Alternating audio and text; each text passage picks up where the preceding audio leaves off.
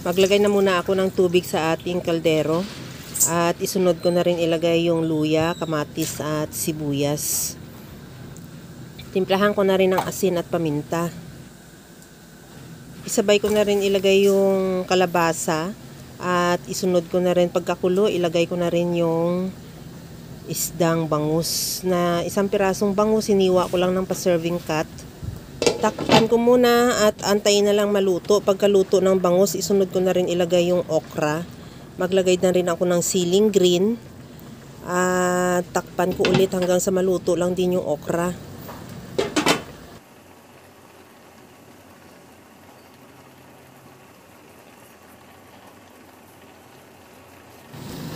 Tikman ko na rin kung okay na yung timpla ng sabaw.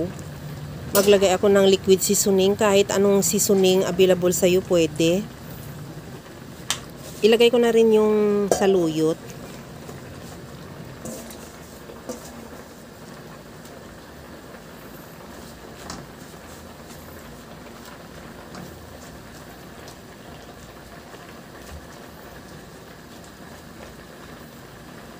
Para mas lalong healthy yung ating ulam, maglagay ako ng malunggay.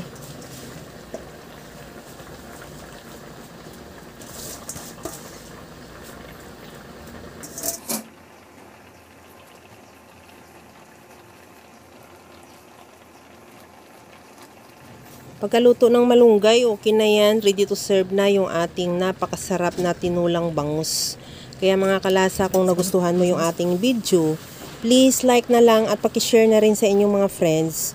At kung bago ka pa lang sa aking channel, subscribe na at i-click mo na rin ang bell button para sa mga notification. Okay na to, hanguin ko na lang yan at ready to serve na.